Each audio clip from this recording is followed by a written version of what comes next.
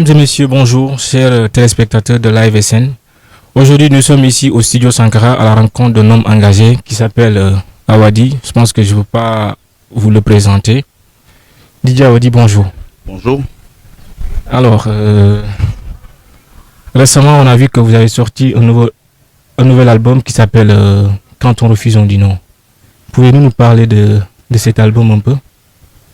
Donc, Quand on refuse, on dit non, c'est le 7e album solo. Et donc, c'est un album dans lequel on parle de toute la situation qu'on vit un peu dans le monde. Ça va de l'Ukraine à tout ce qui se passe dans nos pays, mais c'est aussi tout ce qu'on vit dans nos maisons. Donc, autant on va parler d'engagement géopolitique, autant on peut parler même d'amour et de hip-hop tout simplement. Donc voilà, mais ce qu'on retient, c'est l'idée du refus. Donc je me suis inspiré, j'ai été inspiré par le roman de Amadou Kourouma, le roman inachevé comme on l'appelle, qui s'appelle Quand on refuse, on dit non. Et donc je parle donc des problèmes de souveraineté qui ne sont pas assez assumés. Donc voilà, c'est un peu tout ça. Il y a géométrie variable, qui est un clin d'œil à ce qui se passe par rapport à la situation en Ukraine et qui impacte nos vies jusqu'ici. Vous avez vu comment tous les prix ont doublé. Et donc c'est un peu tout ça, c'est de tout ça qu'on parle dans cet album. Et qu'en est-il de la promotion de l'album actuellement? La promotion, ça se passe très bien. On a sorti l'album le 1er, dès le 3, on était en Afrique de l'Est. On a fait l'Ouganda, la RDC, le Rwanda. On a fait la Guinée-Bissau, le Mali, le Burkina et j'en oublie la Mauritanie. Et donc, oui, on va essayer partout où on va, on essaie de présenter l'album. Et là, on va commencer aussi à rentrer dans le Sénégal et dans le Sénégal profond parce que on me reproche de ne pas être assez présent dans certaines régions du Sénégal. Donc, cette fois-ci, je vais essayer d'aller un peu partout présenter mon projet.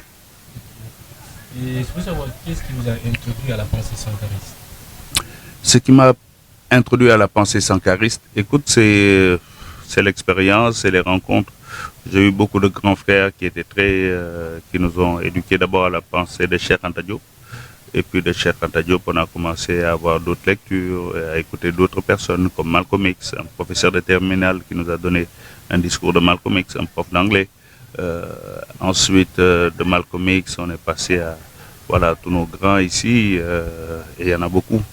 Et Sankara, ce qui m'a d'abord, c'était vers 86 en vacances, quand j'allais à Bamako, que j'ai eu des amis qui étaient allés au Burkina Faso et qui m'ont raconté comment le chef de l'État de là-bas était cool, tu vois. Et donc, c'est ça d'abord qui m'a fait rentrer, comment le gars est cool, comment il porte bien la tenue, tu vois. Tu te dis, il y a une vibe, quoi, tu comprends pas la vibe. Et c'est après, quand tu entends ses discours, c'est après, quand tu entends son histoire, son histoire et son parcours, que tu commences à rentrer dans la philosophie du président Thomas Sankara. Et donc, voilà, c'est comme ça, c'est au fur et à mesure. Il n'y a pas eu un déclic voilà, qui a fait que, mais c'est au fur et à mesure que je rencontre des gens qui sont proches de lui et que je vois son parcours, je dis ouais, lui, il avait tout compris. Et donc, si je comprends bien, c'est Sankara qui a réveillé le côté panafricaniste de DJ. Le côté panafricaniste, il est génétique. Parce que je suis né d'un père béninois et d'une mère capverdienne au Sénégal. Mon père est venu se faire adopter en Casamance, dans un village qui s'appelle Djinaki. Donc j'ai beaucoup d'origine, tu vois, ouais, de beaucoup de mélange dans moi. Dans ma famille, les ramifications, ça va jusqu'au Nigeria.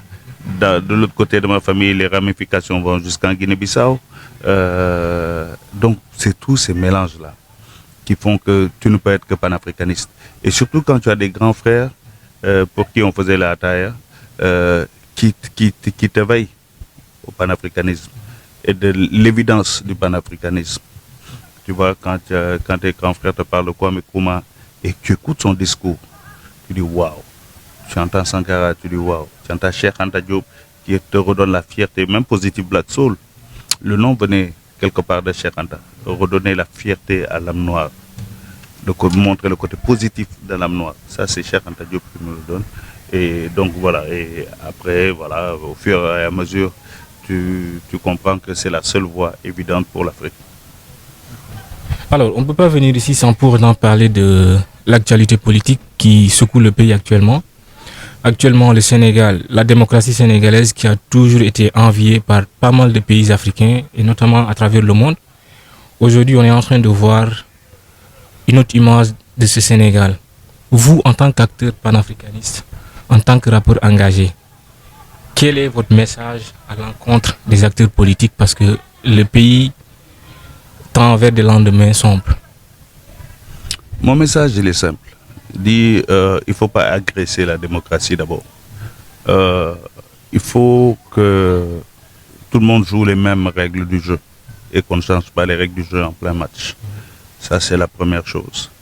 Je pense que quand on analyse un peu tout ce qui s'est passé au Mali, au Burkina et à Conakry, tu te rends compte que chaque fois qu'on a joué avec les élections et les histoires de mandat, on se retrouve dans des situations très violentes dans les rues. Donc ça, c'est la base de ce qui se passe au Sénégal. C'est ce ni oui ni non, je pense, qui crée toute cette situation. Moi, j'aimerais d'abord faire un appel à l'apaisement, parce que chaque fois qu'il y a des destructions de biens, chaque fois qu'il y a des hommes qui tombent, c'est les Sénégalais qui tombent. Les biens, c'est les biens des Sénégalais. Tu vois, les biens publics, c'est les biens publics de toi, de moi, de chacun d'entre nous. Et surtout des plus nécessiteux. Quand tu brûles un bus, c'est des nécessiteux qui ne prendront plus jamais ce bus-là. Tu vois? Donc, c'est d'abord un appel à la paix et au dialogue. Et quand je dis ça, beaucoup de gens se disent, aujourd'hui, même les gens ont peur d'appeler au dialogue. Mais il faut qu'il y ait cette troisième voie. On ne peut pas avoir que deux camps qui s'affrontent. Parce que à cause de deux camps qui s'affrontent, on n'entend plus les autres propositions politiques des autres candidats. Il y a deux candidats qu'on entend qui s'affrontent violemment et les autres sont inaudibles. Moi, j'aimerais bien entendre des projets de tout le monde. Mais, comme je dis, il faut si on remet tout au centre, il faudrait justement qu'on soit clair sur cette question des mandats illimités. Il faut que le Sénégal continue dans sa voie démocratique. Et ici, on sait qu'il faut faire 2 mandats et laisser la place à quelqu'un d'autre. Tu vois? Et voilà ce que je crois. Il faut une limitation des mandats, quelle que soit la durée des mandats. Mais il faut des limitations de mandats. Mais vu la situation actuelle, est-il possible que les gens se retrouvent autour d'une table pour arrondir les angles? Je ne sais pas si les gens auront la grandeur de s'asseoir et de se mettre autour d'une table. Mais il faut qu'ils s'asseyent. Pour le bien du Sénégal. C'est-à-dire quand on aime son pays, on donne des preuves d'amour. Et quelquefois, une preuve d'amour, ça peut être dur. Mais il faut le faire. Il faut s'asseoir. Pas de compromission, mais il faut des compromis. Il faut que les gens s'asseyent. On ne peut pas continuer comme ça à avoir un pays sous tension éternellement. Non, c'est pas possible. Effectivement, parce qu'on tend vers une semaine très tendue. Notamment le mardi, le mercredi, autant pour moi, une marche est annoncée. Et le jeudi, ça sera le procès qui oppose les leaders de PASTEF au ministre Mamba Ignan. Et qui s'annonce vraiment très tendu. Parce que la dernière fois, on a vu dans des gens comme Bignona, un jeune s'est fait descendre de façon désastreuse, si je peux m'exprimer ainsi. Maintenant, je pense que vous, les acteurs des voix autorisées de ce pays, vous devez vous prononcer. Est-ce que vous, en tant que rappeur, vous avez un mouvement déjà lancé pour, comme vous l'avez fait du temps de Wad, comme notamment le mouvement Yanamar, est-ce que déjà il y a des tractations genre, entre vous rappeurs pour pouvoir dire stop à tout ce qui se passe de tous bords, hein, que ce soit de l'opposition et du pouvoir? il n'y a pas formellement de mouvement, mais il y a la responsabilité de tout le monde et de chacun. Et ce n'est pas seulement les rappeurs qui doivent se prononcer, c'est chaque citoyen qui doit se prononcer. Et personne ne pourra déléguer sa responsabilité à l'autre. Les citoyens ne doivent pas dire on attend que les rappeurs s'engagent pour suivre derrière. Non. Les rappeurs doivent prendre leurs responsabilités. Chaque citoyen doit prendre sa responsabilité. En tout cas, nous, on prendra notre responsabilité. On ne peut pas aller plus vite que la musique. On voit bien qu'il y a quelque chose qui sent mauvais. Mais tant qu'il n'en a pas dit, on ne peut pas lui dire tu n'as pas dit. Mais est-ce que vous allez attendre jusqu'à ce qu'il dit? Donc, nous, on prendra nos responsabilités et on les a toujours prises. On n'a jamais attendu personne. Et on n'attend pas qu'on nous donne un mot d'ordre pour prendre nos responsabilités. On prend nos responsabilités et on les a toujours prises. Et quel est le message donc que vous lancez à cette jeunesse? Le message, c'est de prendre ses responsabilités. Le message, c'est un message d'apaisement. Ne pas confondre la lutte politique et la destruction des biens publics. Le bien commun, il ne faut pas le détruire. Il faut faire entendre sa voix et le pays doit comprendre, les autorités doivent comprendre que chaque citoyen doit donner son avis sur la situation du pays. Quand il est content, il peut le manifester. On l'a bien vu quand le Sénégal a eu les victoires dans le football. Ils l'ont manifesté dans la joie. Mais quand ils ne sont pas contents aussi, il faut qu'on entende cette voix qui vient d'en bas. Donc, il ne faut pas avoir peur d'entendre cette voix. Maintenant, évidemment, il faut le faire dans un climat apaisé. Donc, c'est pour ça que j'appelle les deux camps, puisque c'est deux principaux camps. Les autres, malheureusement, ils sont pris en otage. Malheureusement, et ça, c'est triste, parce qu'on n'entend pas les propositions politiques. On arrive à pratiquement 10 mois des élections. Il faut qu'on entende des propositions politiques pour que chaque citoyen, le jour où il va voter, sache pour qui je vais voter, comment je vais voter, par rapport à quoi je vote. Tu vois? Et donc voilà, c'est pour ça qu'on appelle à l'apaisement. Ça, c'est notre rôle. On ne peut pas voir ce pays aller vers le chaos et ne pas prendre de position. Donc, on espère que les règles démocratiques telles que on nous les avait promises vont être respectées et que enfin tous les candidats qui le souhaitent puissent se présenter et que voilà, et que le Sénégal continue sa marche parce qu'on a toujours été un exemple. Il ne faut pas qu'on sorte de ça. Et pour terminer, par rapport aux arrestations dont subit le parti PASTEF, quel est votre point de vue par rapport à ça?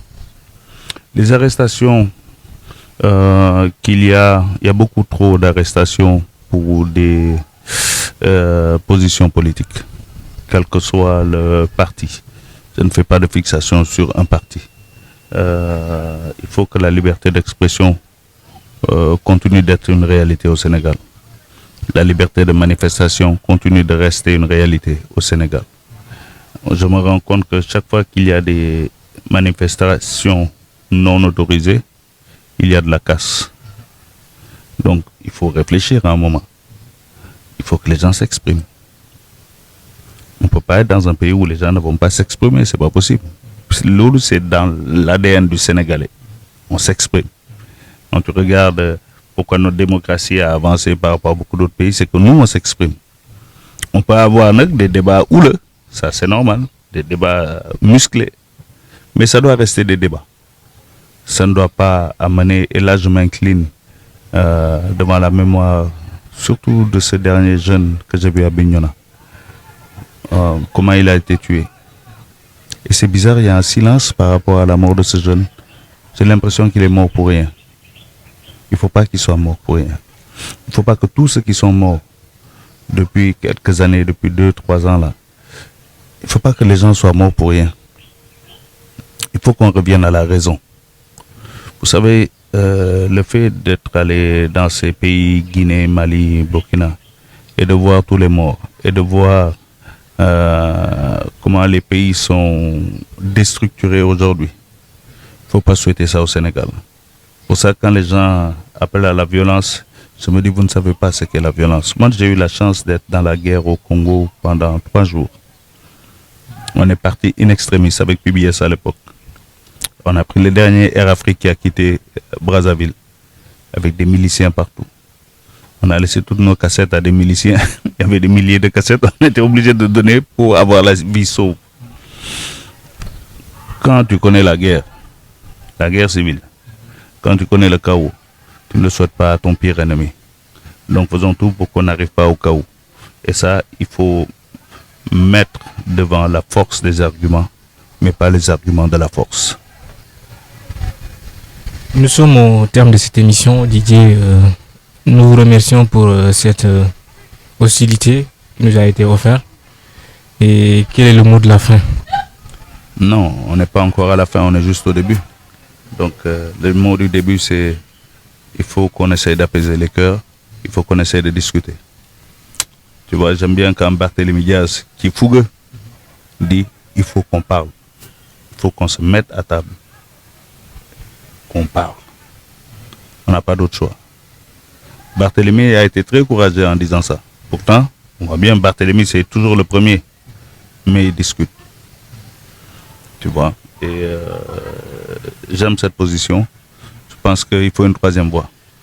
Et là, il faut que chaque citoyen s'engage pour qu'il y ait des vrais débats de fond. Et c'est pour ça qu'on en appelle encore les autorités à bien réfléchir par rapport à ce qu'ils veulent faire. Quel est le vrai projet derrière? En tout cas, le Sénégal est dans une marche démocratique. Personne n'a le droit de dévier ce pays de cette marche démocratique. Merci beaucoup. Mesdames et messieurs, c'était l'entretien avec Didier Awadi, ici au studio Sankara. Merci beaucoup. Merci Didier. À la prochaine.